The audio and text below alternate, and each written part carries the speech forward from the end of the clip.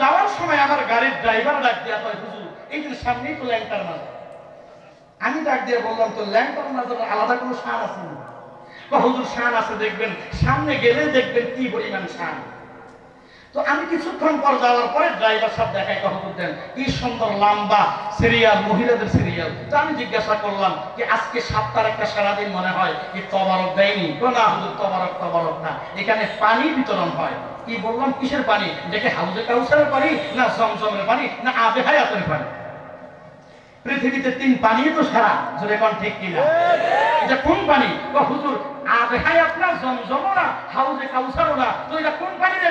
না ফরমান, এটা কোন পানি? ডাক দেয়া কয়, হুজুর এটা হলো ওই মুবারকময় ওই যে ল্যাংটা সাহেব 1 সপ্তাহের পর তার হাউজের মধ্যে গোসল দেওয়া হয়, ওর শরীর থেকে যত নাপাক পানি বের হয়, এই নাপাক পানি নাকি ফেলে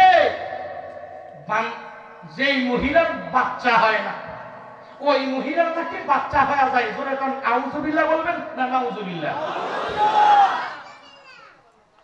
হুজুর বাচ্চা হয়ে যায়, এই মর্মে অনেকের নাকি বাচ্চা হইছে। এখন 500 টাকা করে সিরিয়াল দিয়া সেই নাপাক পানি নাই। জোরে সরে কোন নাউযুবিল্লাহ। মাথার মেমোরি কি পরিমাণ ঢিলা হইছে, আর কি পরিমাণ বেহায়াপনা, বালিল্লাপনা, নেকড়াপনা ইসলামের জালেম দুশমনদের কৃষ্টি কালচার ভিতরে ঢুকে গেছে। জোরে কোন ঠিক কিনা? আপনাদের মনে হয় এই ভালুকার মধ্যে এগুলো নাই? এখানে আছে। হ্যাঁ হ্যাঁ, বলেন কি? আমি তো মনে করছি মাশাআল্লাহ এই মুমিন শাহীর মধ্যে আলহামদুলিল্লাহ দাওয়াতে তাবলীগের কাজ সারা বাংলাদেশ ব্যাপী এই মুমিন শাহীর মধ্যে যে পরিমাণ ইসলামের খেদমত হচ্ছে, কোরআনের খেদমত হচ্ছে, দাওয়াতে তাবলীগের খেদমত হচ্ছে, এটা কর্মসূচিতে খুব কমে হয়। জোরে কোন ঠিক কিনা? আপনাদের দেশেও তাহলে তাবিজের কারবার আছে। আমি বলছি সাহাবায়ে কেরাম তাকবীর করেছেন সূরা ফাতিহা শিফাউন মিন কুল্লি মারদ, সমস্ত রোগের জন্য সূরা ফাতিহা শিফা। আল্লাহ তো নিজেই বলেছেন ওয়ানাজ্জিলু মিনাল কুরআনি মা হুয়া শিফা। আমি গোটা কোরআনকে মুমিন তোদের জন্য শাফা বানাইলাম। আরে মুমিন, আমি আল্লাহর কালাম তোর জন্য শাফা। পৃথিবীতে মরণ ছাড়া সব রোগের জন্য আমার আল্লাহ কোরআনকে শাফা বানাইছে। রাইসুল মুফাসসির হযরত আব্দুল্লাহ ইবনে মাসউদ রাদিয়াল্লাহু তাআলা আনহু তিনি লিখেছেন, এই দুনিয়ার মানুষ ওই ইয়াকিন করে যদি সূরা ফাতিহা ফরিয়া যদি ফু দিয়া পানি খাও, দুনিয়ার কোনো ডাক্তার লাগবে না, দুনিয়ার কোনো কবিরাজ লাগবে না, তন্ত্র মন্ত্র লাগবে না। এরে বাবা, যেই রোগের নিয়ত করিয়াছে এই পানি পান করবি, আল্লাহ পাক তোকে সেই রোগের জন্য শাফা দেয়া দিবে। লক্ষ লক্ষ টাকা যায় হাসপাতাল ভাঙবে, পেটের ব্যথা ভালো হয় না। হায় হায় হায় হায়, দেশের সমস্ত হাসপাতাল ফেল, ইন্ডিয়া দিল সেখানেও ফেল, এবার সিঙ্গাপুর নেও, টাকার প্রয়োজন, টাকা চায়। এক পর্যায়ে ডাক দিয়া কই, তোর বাড়ির দরওয়াজার মসজিদের ইমাম বেতন মাত্র ৬,০০০, ৩ মাস বাকি আছে না নাই? ৬,০০০ টাকা বেতন, 3 মাস বাকি। হে যুবক, এ মুরব্বি, ভালো করে শুনে নাও, আজকে তোমার বাজার করতে গেলে একদিনের বাজার লাগে ৬,০০০ টাকা, অথচ তোমার বাড়ির দরওয়াজার মসজিদের ইমামের বেতন না দাও মাত্র ৬,০০০ টাকা। এরপর বললাম ভালো করে তাকাইবি, টুপিটার দিকে তাকাইয়া দেখবি ইমাম সাহেবের টুপিটার দাম 200 টাকা। ইমাম সাহেবের জামার দিকে তাকাইছি, জামাটার দাম ৩,০০০ টাকা। পায়ের জুতার দিকে তাকাইবি, জুতাটার দাম ২,০০০ টাকা। মনে হয় দুনিয়ার বাদশার পোশাক, দুনিয়ার বাদশাও এত সুন্দর পোশাক পরে না যেই পোশাক তোমার মসজিদের ইমাম পরে। জোরে কও ঠিক কিনা? এগুলো করে কে? করে কে?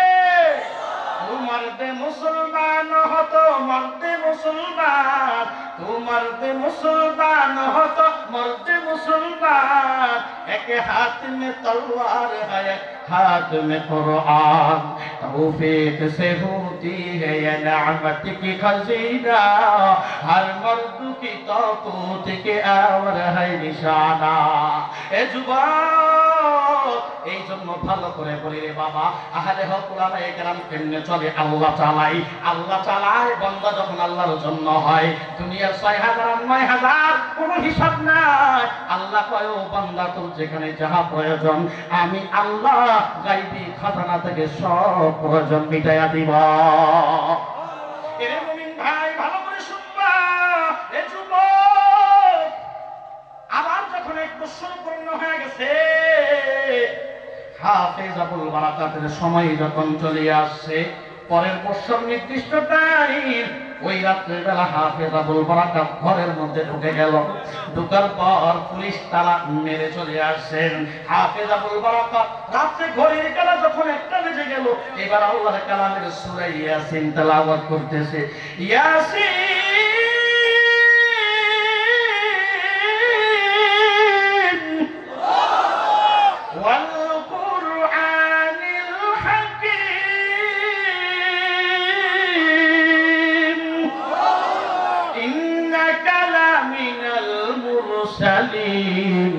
على صراط مستقيم।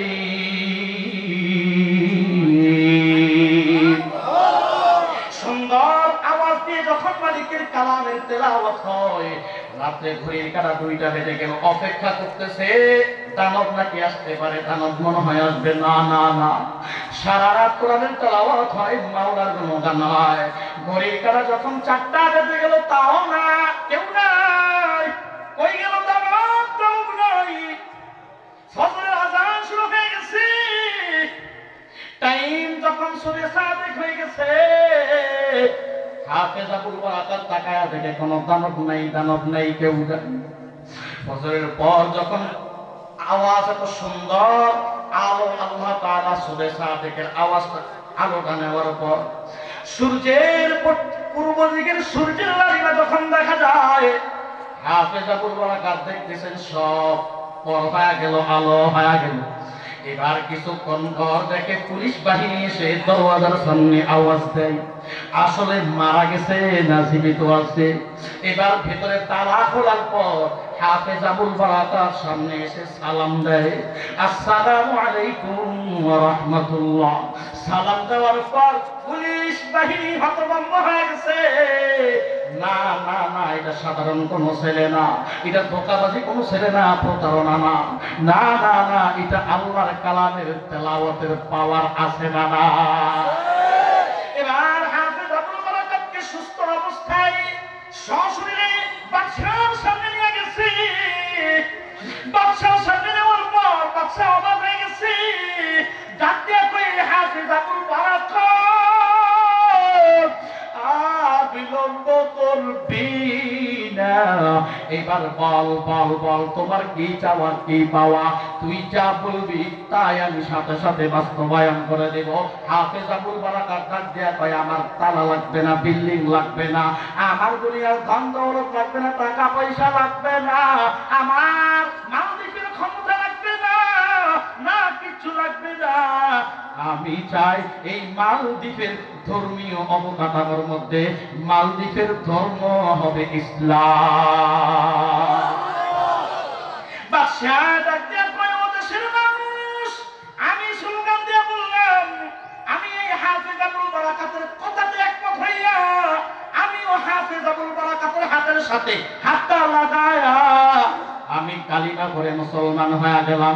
তোমরা রাজি আছো নি? একটা মানুষ অস্বীকার করে নাই। লক্ষ লক্ষ সব মানুষ কালিমা পড়ে মুসলমান হইয়া হাফেজ আবুল বারাকাতের হাতের সাথে হাত লাগাইয়া লা ইলাহা ইল্লাল্লাহু মুহাম্মাদুর রাসূলুল্লাহ কালিমা পড়ে সব মুসলমান হইয়া ওই জাতীয় ধর্ম বানায়া দিল ইসলাম। ওখান থেকে মালদ্বীপের এখন ইসলামী শাসন চলে, আইন চলে, সব চলে। অথচ ৯২ ভাগ মুসলমানের দেশে, ৯৫ ভাগ মুসলমানের দেশে এই দেশের কোন এক নেতা নাকি বলতে চায় এই দেশের শরিয়া আইন ইসলাম মানা যাবে? কথা বল না কেন? এরকম কথা কোন আল্লাহর বান্দা বলছে না? অথচ দুঃখ, ৯২ ভাগ মুসলমানের দেশে আজ কোন এক সময় স্বৈর শাসক ইসলাম ইসলামের বিরুদ্ধে কথা বলে গেছে, ইসলামের বিরুদ্ধে কথা বলিয়া কোরআনের বিরুদ্ধে কথা বলছে, ওলামায়ে কেরামের বিরুদ্ধে কথা বলছে, আল্লাহ পাকের অতপতন লানত দুনিয়াতে আল্লাহ শুরু করে দিয়েছে। জোরে কোন ঠিক কিনা? মুমিন ভাই, আমি হুঁশিয়ার করে দিতে চাই, আজ এই ভাবুকার জমিন থেকে আমি বলতে চাই, আজ পর্যন্ত যারা ইসলাম নিয়ে কটূক্তি করতে চাও, কোরআন নিয়ে কটূক্তি করতে চাও, আল্লাহর কালাম নিয়ে কটূক্তি যারা করতে চাও, মায়ার নবীর সম্মান নিয়ে যারা কটূক্তি করবি, যে আঙ্গুল সামনে বাড়াইয়া কটূক্তি করবি, আমাদের দেশের মুসলমান দাড়িওয়ালা টুপিওয়ালা আল্লাহর বান্দাগুলো বাসর লাঠি লইয়া রাস্তায় নামিয়া ওই সকল বেঈমানদের বিচার জায়গার মধ্যেই করবে। জোরে কাউ ঠিক কিনা? এক বিন্দু পরিমাণ ছাড় দেওয়া হবে না। ইসলামের নিয়ে দিকে আঙ্গুল বাড়াবি, ওই আঙ্গুলকে ভেঙে দেওয়া হবে। চোখ বাড়াবি, চোখ উপড়াইয়া দেওয়া হবে। জবান বাড়াবি, জবানের জিহ্বা কেটে দেওয়া হবে। জোরে কেউ ঠিক কিনা? আমরা বহু সুযোগ দিয়েছি, আর সুযোগ আমরা দিব না। গোটা বাংলাদেশের সমস্ত মানুষ হুঁশিয়ার হয়ে আছে। আমরা সব সময় স্লোগান দেই, পৃথিবীর সমস্ত বেঈমান হুঁশিয়ার, সাবধান। অথচ আমরা মুসলমানরা সাবধান এবং হুঁশিয়ার না থাকার কারণে বেঈমান বিজাতীয়রা বিভিন্ন পর্যায়ে আমাদের উপরে হামলা করছে, আমাদের ইসলাম নিয়ে খেলছে। জুড়ে কেউ ঠিক কিনা? আমরা আর এদেরকে সুযোগ দেওয়া হবে না, এদেরকে আমরা ছাড় দিব না। ইসলামের উপর বিন্দু পরিমাণ আঘাত রাখতে আমরা দিব না। জুড়ে কেউ ঠিক কিনা? ভাইরা আমার, এই ইসলামের জন্য জীবন দিয়েছেন সাহাবায়ে কেরাম।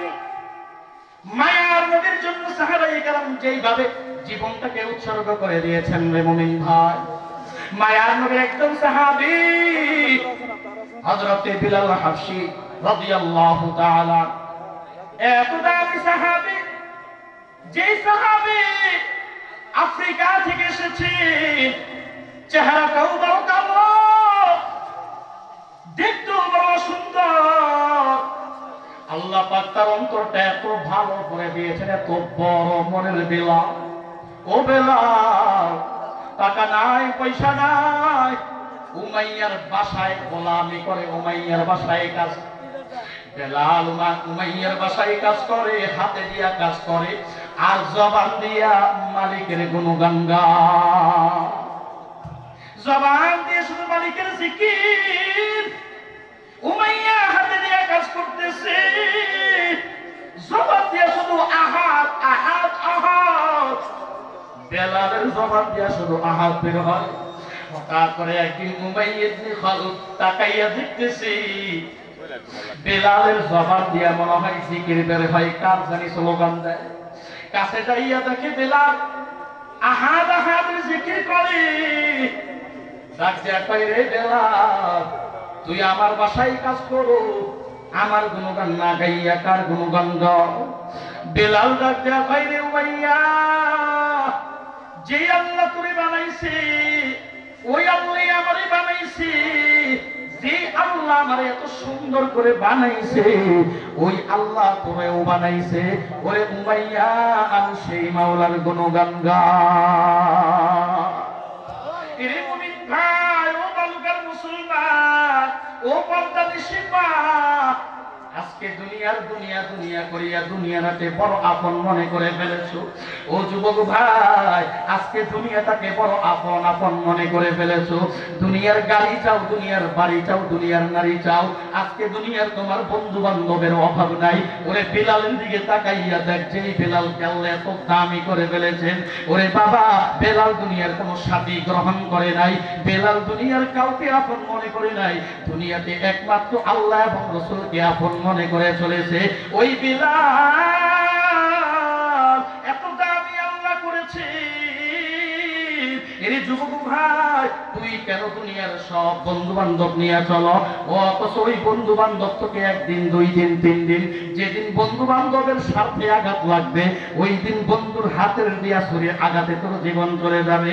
এই জমিনে বহু বন্ধু আছে, বহু বান্ধবী আছে, স্বার্থ যখন ফুরিয়ে যায়, এর যুবক তোরে আর কোনোদিন চেনে না। ধরে কাউ ঠিক কিনা? কথাটা কি মিথ্যা বললাম? পাগল মন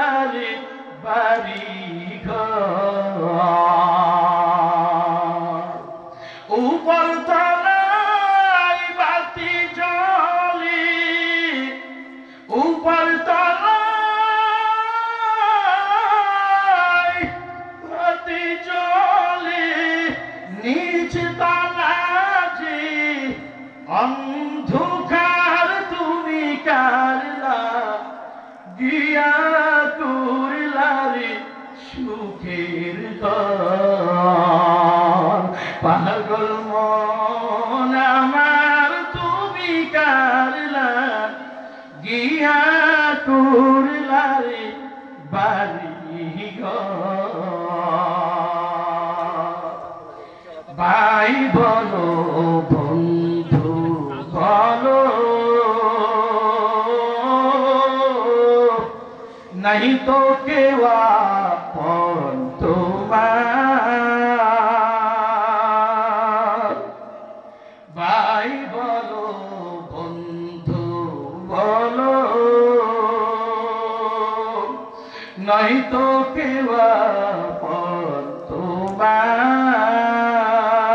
तुम्हार दुई चारटा दिन के देखे हो দুই চারটা দিন কে দেখে হো রাখবে না যে খোঁজ খবর তুমি কারলা গিয়া করলা রে বাড়ি ঘর পাগল মন আমার তুমি কারলা গিয়া করলারে সুখের ঘর দুদিনের ওই রং তামাশা আরো যত স্বপ্ন আশা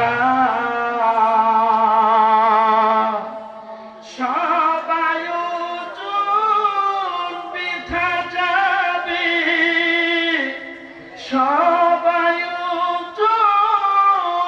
বেথা যাবে শেষ ঠিকানা মাটির ঘর তুমি কারলা গিয়া করলা রে বাড়ি ঘর পাগল মন আমার তুমি কারলা গিয়া করলা রে বাড়ি ঘর এ যুবক ভাই দুনিয়ার বাড়িও নাই এ দুনিয়ার গাড়িও নাই দুনিয়ার টাকা নাই পয়সা নাই বেলালের মতো মদিনার জমিনে আর এত কেউ গরিব নাই এরে বেলাল চোখের পানি বালাইয়া শুধু কান্না করে আর আওয়াজ দেয় আহাদ আর আওয়াজ দেয় আহাদ উমাইয়া তাকায়া রইছে বেলালের জবান দিয়া শুধু মাওলার গুণগান গায় উমাইয়া ডাক্তার কইরে বেলাল এ জবান বন্ধ করবি না হায় হত্যা করে দিব রে বেলাল বেলাল ডাক দিয়া কইরে উমাইয়া আমার জীবন চলে যাইতে পারে আমার জীবনকে শেষ করে দিবি তারপরও আমার জবান দিয়া মালিকের ডাক বন্ধ করব না ইয়া ইলাহি তু মেরা মাবুদ হ্যায় ইয়া ইলাহি তু মেরা মাশুক হ্যায় ইয়া ইলাহি मुझसे मुझको दूर कर ताकि देखो मुझ में तुझको एक नजर बिलाल डाक दिया হয় শুনো আমার জবান বন্ধ করতে পারবি না গোটা দুনিয়া বন্ধ হয়ে যাবে গোটা দুনিয়া স্তব্ধ হয়ে যাবে আমি আমার মালিকের মজা পায়া গেছি আমি আমার মালিকের জিহ্বার উচ্চারণ ছাড়া মালিকের গুণগান ছাড়া এই জিহ্বা কারো জন্য হবে না জোরে কও আল্লাহু আকবার সেই ছিলেন বেলাল জীবন নিজের জান ও মাল আল্লাহর জন্য দিয়েছেন সেই ছিলেন বেলাল মায়ার নবী বলেন আমি মেরাজের রাতে গিয়েছিলাম আল্লাহ পাক আমাকে জান্নাত ভ্রমণ করাইছেন জান্নাত দেখেছি সরজমিনে সচক্ষে জান্নাতে ঢুকতেই আমি জান্নাতের ভেতরে বিলালের পায়ের জুতার আওয়াজ শুনতে পেয়েছি জোরে কও আল্লাহু আকবার মায়ার নবী সফর করার পর জমিনে আসার পর বেলালকে জড়ায়া ধরে ওরে বেলাল